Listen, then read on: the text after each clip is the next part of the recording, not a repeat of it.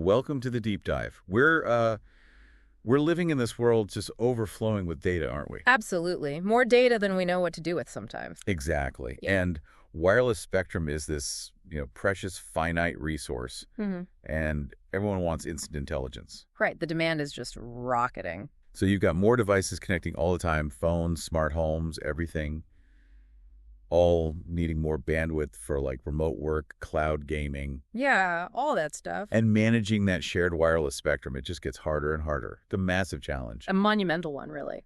Now, we know AI is being looked at, right, to sort of dynamically manage this spectrum. It's definitely an area of research. But most of the AI techniques right now are, well, they're power hogs. They use a ton of energy. They do, and crucially, they're often not fast enough. They can't really operate in real time for these kinds of demands. Which brings us to today. We're diving into something pretty remarkable, I think, a breakthrough from MIT. Oh, this is exciting stuff. It's a new AI hardware accelerator, and it performs machine learning tasks. Well, basically at the speed of light. Right, yeah, using light. It's a really fascinating look at, what's next for real-time processing. And it's so important to understand why this real-time aspect is just so critical. Go on. Well, the current limitations, they're not just like inconvenient speed bumps. They're actual roadblocks. Roadblocks to what? To developing truly advanced applications. Think autonomous systems, especially at the edge. Right, edge meaning right there on the device itself, like in the car or the sensor. Exactly, where the data is actually generated. Yeah. Self-driving cars, smart medical devices, they need intelligence now, not after sending data to the cloud and back. Makes sense. So this deep dive, it isn't just about what this new tech is, but really why its speed and efficiency are such potential game changers, how it could fundamentally shift what's even possible. Okay, let's unpack this then. The core of it is an optical processor, sometimes called a photonic chip. That's the one. And it's been specifically engineered for processing wireless signals. And the speed is just incredible. We're talking nanoseconds, classifying wireless signals within nanoseconds. It's incredibly fast. Faster than you can blink easily. So looking at the performance numbers. Yeah. What do they tell us? They're really quite striking. This chip operates roughly about 100 times faster than the best digital alternatives out there right now. 100 times faster? Yep. And accuracy-wise, it hits about 95% in classifying signals straight off. 95% is pretty good. It is. And they reckon it has the potential to get even better, maybe over 99% accuracy if you use multiple measurements. Okay. And beyond just speed and accuracy? Well, there's more. It's also designed to be smaller, lighter, more affordable, and way more energy efficient compared to that traditional digital AI hardware. Okay, that's a massive leap across the board then. So what makes this optical chip so fundamentally different from, say, the digital AI accelerators we hear about, the ones that often turn signals into images first? Right, the ones that use a lot of power and can't quite keep up in real time. Yeah, those. What's the core difference here? It's a really good question because it gets right to the heart of the innovation. The fundamental difference is how the data is handled. Okay. See, optical systems, they encode and process data using light itself. Photons instead of electrons, basically. And light is just faster. Inherently faster, yes. Oh. And uses much less energy to manipulate. So the core innovation they've developed is this unique architecture. They call it the multiplicative analog frequency transform optical neural network. That's a mouthful. MAFTONN. MFTONN, exactly. Much easier. Yeah. And crucially, this wasn't something they just, picked up off the shelf. No, Right. It was meticulously designed right from the ground up, specifically for signal processing, to Right. tackle those exact challenges of performance and scalability in optical neural nets. Okay, so it's highly specialized, this MAFTONN. How does it actually achieve that unique scalability and efficiency you mentioned? It's really about doing the heavy lifting with light before things get digitized. How does that work? So the MAFTONN, it encodes all the signal data and performs all the machine learning operations directly in the frequency domain using light. Before the signals are turned into digital ones and zeros. Exactly, before digitization. And crucially, it handles both the linear and the nonlinear operations right there in line. Both are essential for deep learning, right? You need both. And this design, it's innovative because it means they only need one single MAFTONN device for each layer of the whole optical neural network. Just one per layer. How's that different? Well, other approaches might need, a separate device for every single computational unit, every neuron. That gets bulky and complex fast. Ah, okay. But here, as lead author Ronald Davis III put it, we can fit 10,000 neurons onto a single device and compute the necessary multiplications in a single shot. 10,000 neurons on one device. They use this technique called photoelectric multiplication.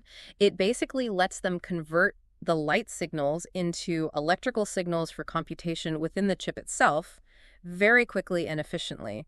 It boosts efficiency dramatically and makes it easier to scale up. That sounds like a really custom approach, tailored to the physics of light itself. It absolutely is. And Ronald Davis III actually mentioned, that this wasn't easy. It wasn't an off-the-shelf solution. Right, he said that. Yeah, he said, we couldn't just take a normal machine learning framework off the shelf and use it. We had to customize it to fit the hardware and figure out how to exploit the physics so it would perform the computations we wanted it to. So they had to really rethink the whole process. Fundamentally reimagine it. And the result of that reimagining. Yeah. That's where we get this incredible real-world processing time. Precisely. This MAFTONN, it takes a wireless signal, processes it, classifies it, and passes that info along in about 120 nanoseconds. 120 nanoseconds, just to put that in perspective for you listening. Yeah. How does that compare? Well, state-of-the-art digital radio frequency devices, they do similar machine learning inference tasks in microseconds. Microseconds versus nanoseconds. Exactly. Optics can do it in nanoseconds, potentially even picoseconds. It's a completely different league, a truly transformative leap in speed. Okay, so when we talk about this kind of speed, nanosecond processing, what does this actually mean for for the technology around us? What are the big implications here? Well, one really obvious area is future wireless systems, like 6G. How would it help 6G? Think about something called cognitive radios. These are radios that could intelligently adapt on the fly. Adapt how? They could adjust their wireless modulation formats based on real-time network conditions, instantly optimize data rates. That kind of split-second decision-making is exactly what 6G is aiming for. This hardware could enable that. Okay, so better wireless. But you mentioned it goes beyond just signal processing, right? Yeah. Oh, absolutely. Enabling edge devices, again, devices out in the world to do complex, deep learning computations in real time, right there on the device itself.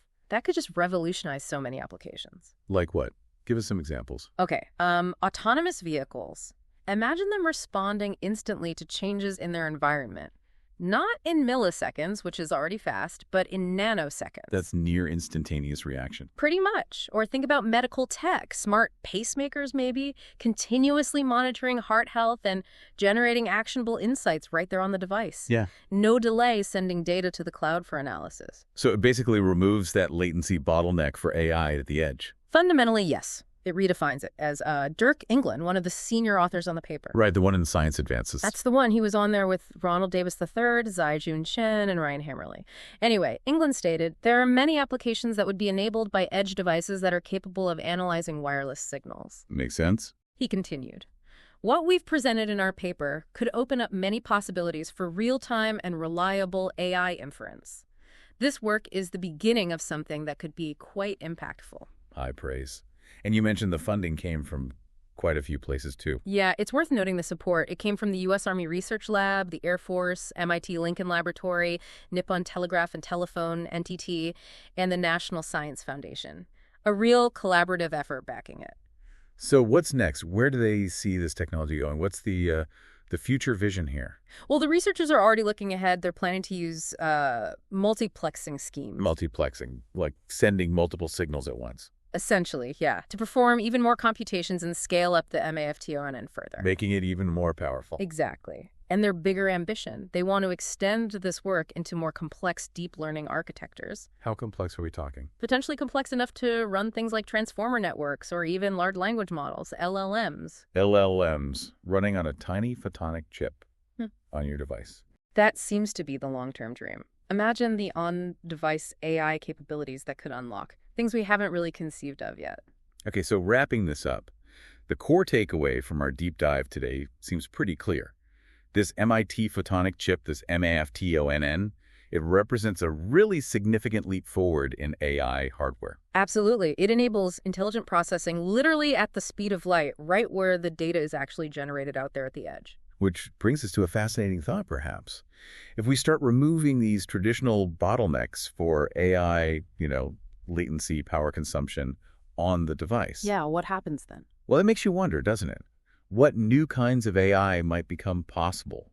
AI that maybe we haven't even designed yet because we assumed those limitations were fixed.